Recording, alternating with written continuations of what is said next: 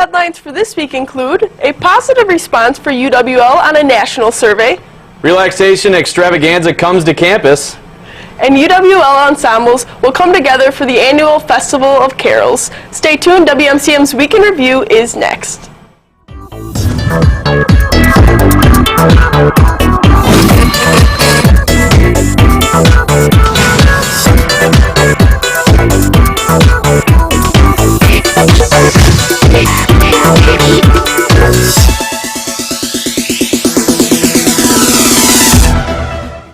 Good evening and thanks for watching WMCM's Week in Review. I'm Nick Ragner. And I'm Callie Frank.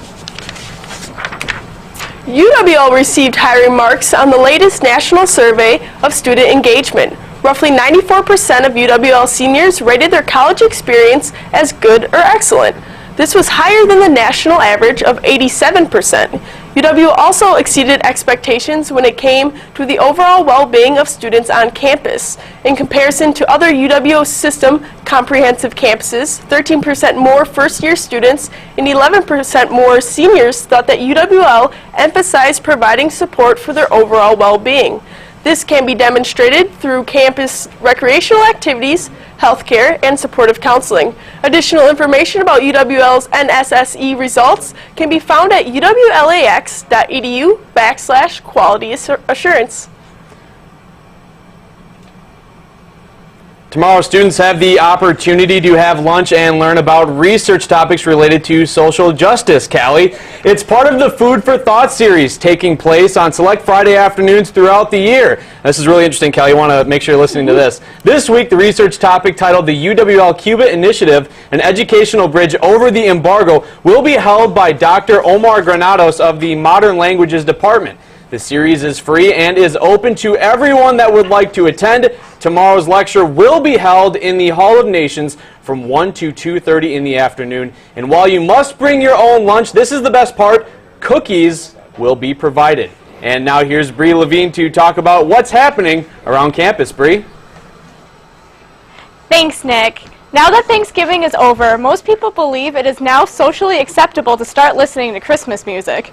What better way to start out the season than going to the 22nd annual UWL Festival of Carols? The concert will feature 4 ensembles, including the UWL Concert Choir, Women's Chorus, Menaqua, and Symphony Orchestra. Compositions from France, Germany, and Nigeria will be highlighted, including Noel Noel, This is the Salutation of Angel Gabriel, arranged by Minnesota composer Gary Rushman. Don't worry, they didn't forget the crowd favorite, A Christmas Festival, arranged by Leroy Anderson. It'll serve as the finale for the concert.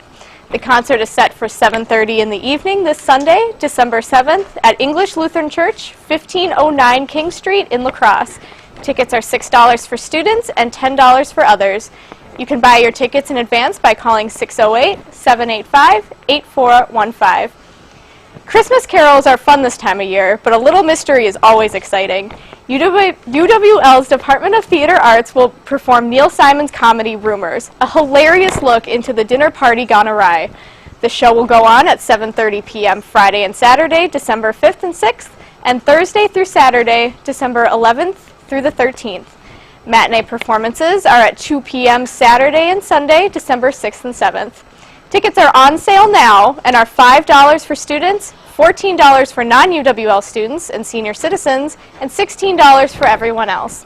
To get tickets, call 608-785-8522. Now back to you, Nick. Thanks, Bree. This week, our own Ashley Conkle went out to find out more about the organization Order of Omega. Let's see what she had to say. Order of Omega is a Greek honor society dedicated to promotion and recognition of the highest standards of academics and leadership within fraternal men and women. We interviewed members of Order of Omega to hear about their opinions of the organization. It's a self-reflective, it's a contemplative series of questions, of ways to look into how you can not only improve yourself, but how you can improve others in your organizations and in Order of Omega. It goes past the technicalities and gets to the actual social meaning behind why we're here and what we're doing. I think sometimes we forget ourselves in this. We always try to build everyone else and talk about everyone else, but it's here to build ourselves and to challenge ourselves, that hopefully we can be successful and we can be the ones that people notice later on, and that we can lead people to to reach this same goal and strive to be part of this, because a select few get in, but a select few can make a very big difference, and it's our time to do that. My favorite activity was the one where we designed our own crest for Order of Omega. We got to look at the ritual of all the Greek letters that we associate and what they meant and how that kind of connected back into the organization. And it really got you to think about what you think Order of Omega is about, what you think are the most important qualities that we strive to hold. Order of Omega is kind of just another opportunity to get involved and to get to know other leaders in our community. And I think it's a really great experience, and that it's growing a lot right now, and I really look forward to seeing where it can take us. To find out more information, email Fraternity and Sorority Life Advisor Alex Brown at abrown@uwlax.edu. Thanks, Ashley. UWL senior Chantel Banks looks to save a life as she joins the campaign by the Wisconsin's Department of Transportation entitled Zero in Wisconsin. This campaign looks to bring awareness of the importance of wearing your seatbelt every time you get into a vehicle. In May of 2012, Banks was involved in a car accident which left her paralyzed from the waist down. Banks was not wearing her seatbelt, which could have prevented these injuries. She says it's about maybe saving a life or two instead of watching people go through the same thing I went through. To learn more about Chantel Banks' story or the DOT's campaign, visit zeroinwisconsin.gov. The Coulee Region Humane Society has many pets in need of loving homes. Here's some of the animals available on this week's edition of Perfect Pets.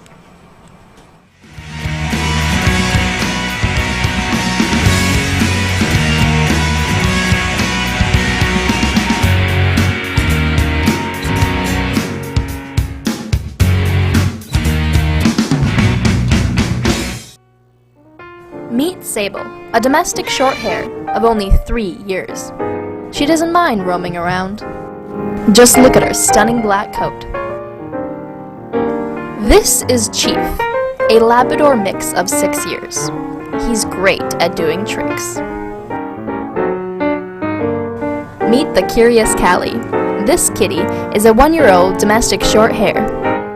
She's playful and, of course, always on the run.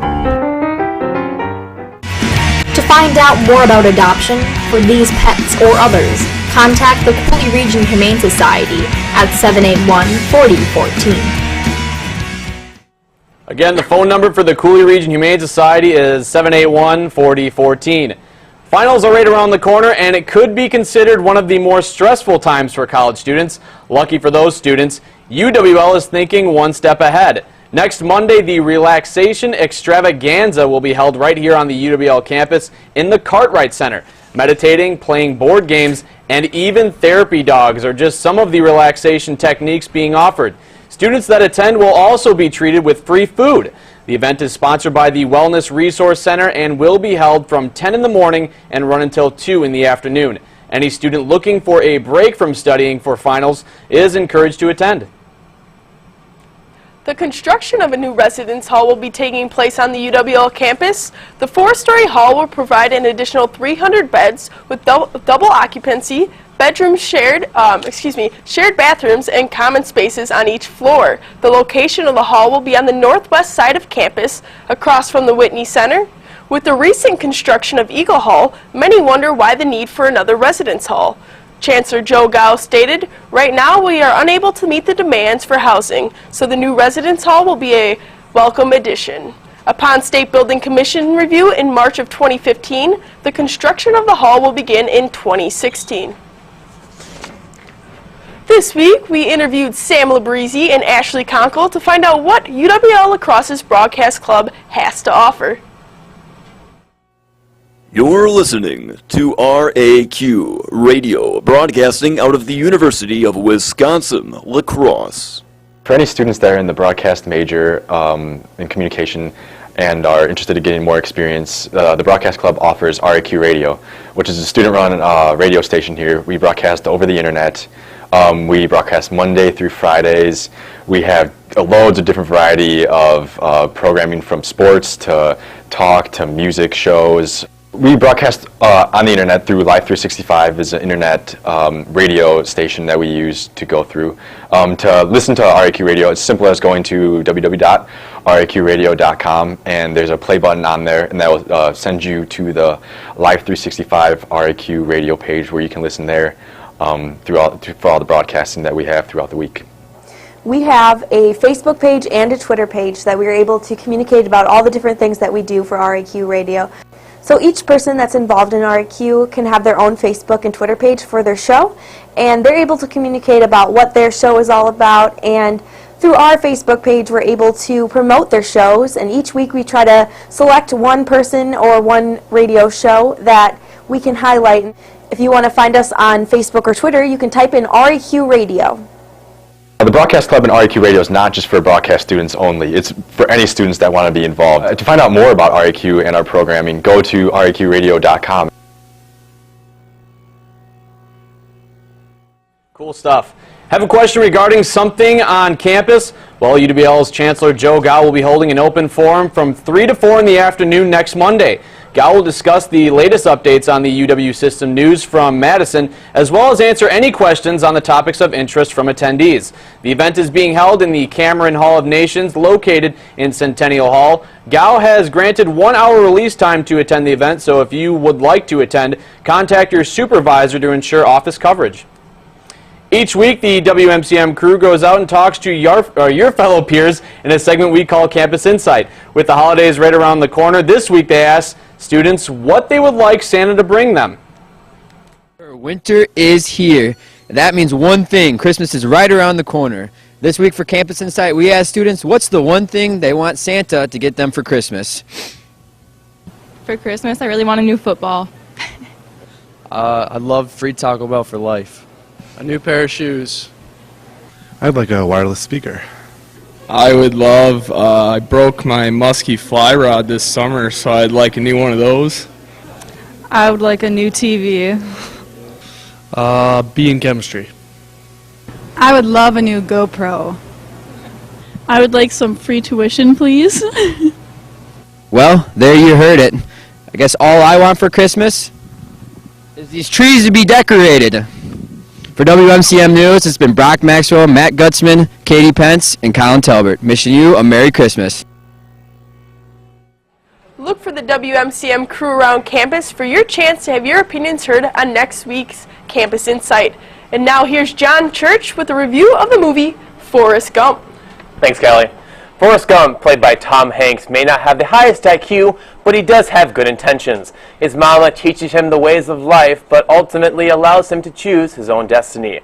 Forrest decides to join the Army for service in Vietnam, where he would meet his friends Lieutenant Dan and Bubba. Though with service, he would win medals, create a famous shrimp boat fleet, start a ping pong craze, and even meet the president. All this is great for Forrest, except for the fact he wishes he could share all of this with his childhood sweetheart, Jenny. Before I say too much, let's take a look at that trailer.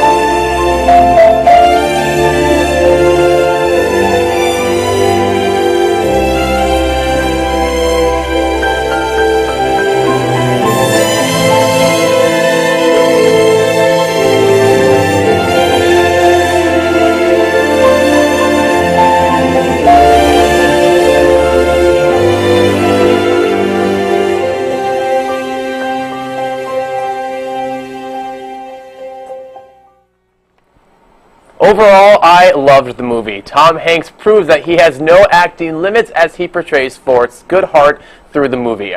The movie also had the ability to show the harsh reality of the historical period, even though it supports the optimistic agenda.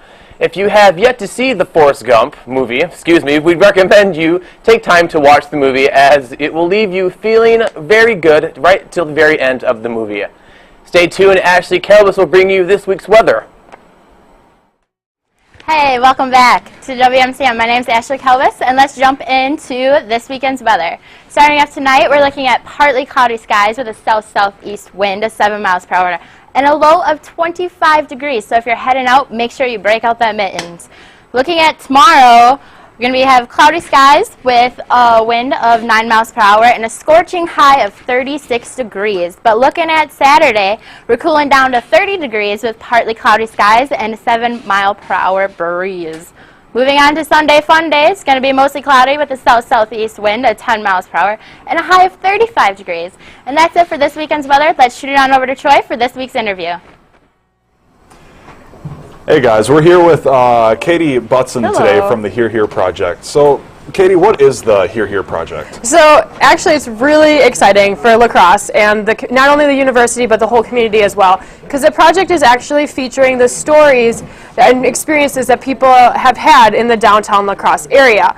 The French term that we use to describe it is flâner. So it's basically describing a relationship between a space and a story. So what we're doing is we're collecting stories from the La Crosse community, and we'll assign the audio from the story to a phone number, and somebody can call the number and actually listen to the story. There will be signs that are going to be put around the downtown area in April 2015. So coming up actually pretty soon. And the awesome feature with those calling-ins is that you can actually press pound and leave your own story from that area, or from somewhere in the downtown La Crosse area. I mean, of course, it has to go through like a filtration system, but then we put them up, about a week later or so. So it's actually really exciting for the La Crosse community. That actually sounds like a really cool project. What kind of stories are you guys looking for? So there's a really common misconception that we're looking for very historical stories, and we do have a couple that are historical. We have a story about the bridge collapse, and then we have some stories about some of the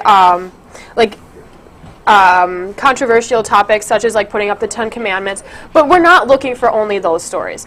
Basically, what we're trying to bring out is the social history of La Crosse. This includes the students at the university. This includes the Hmong population. This includes the Ho-Chunk population. Everybody that lives here has a story to contribute to this project. So it's really important that we don't just want the historical stories. We want the stories of how Jimmy scraped his knee and found the love of his life on 5th Street.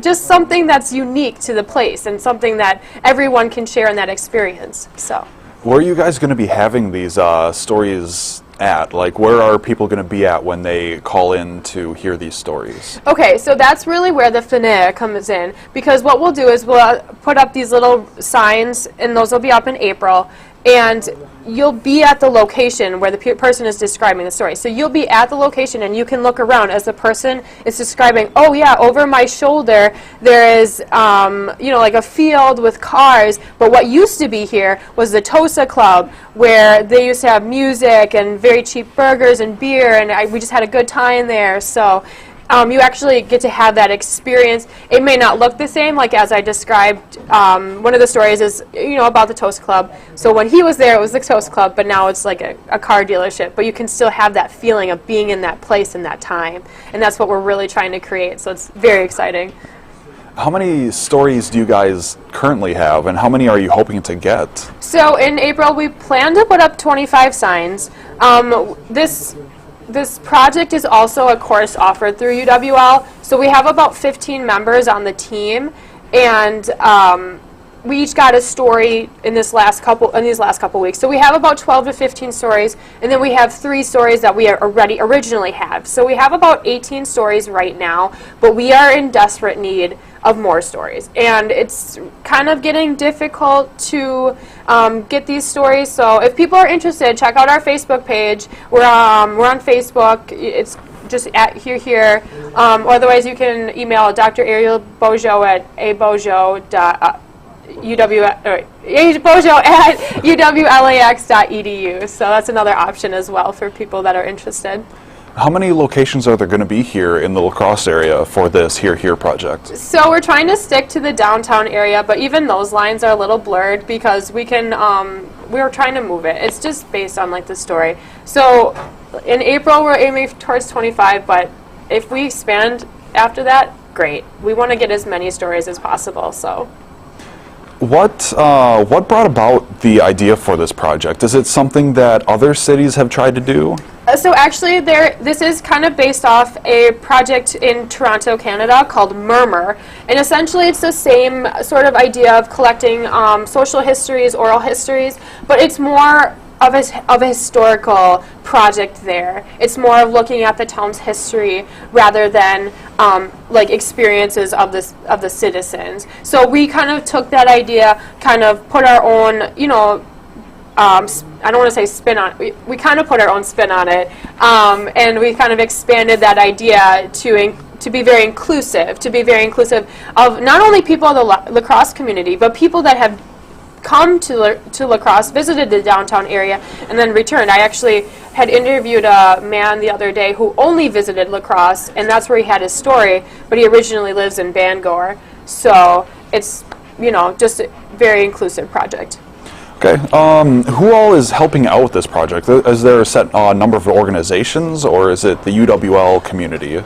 So we're getting a lot of back from the Downtown Main Street Inc.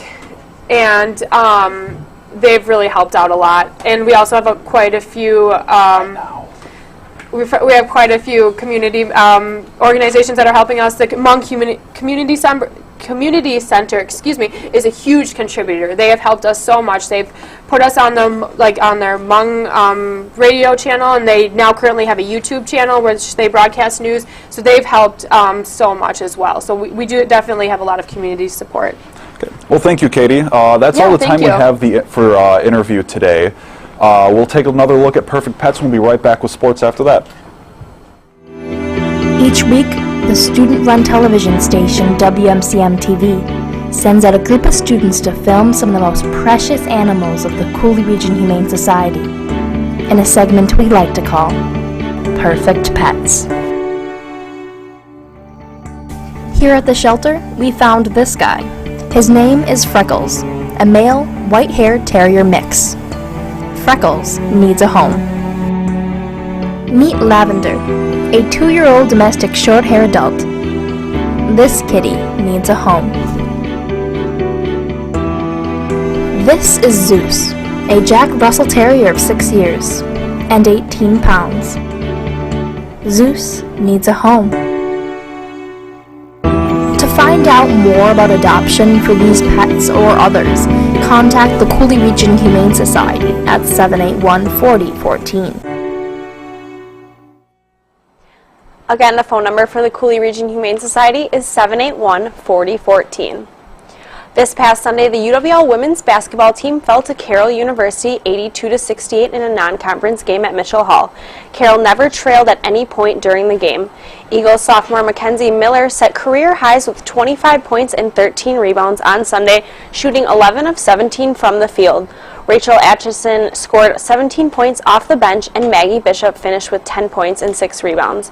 UWL drops to 3-4 on the season. They travel to UW Stout this Saturday for their next contest.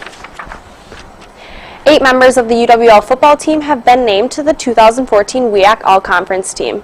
Senior running back Ben Herftramp was named to the first team for his second time in his career. Herftramp led UWL with 974 yards rushing and 7 touchdowns.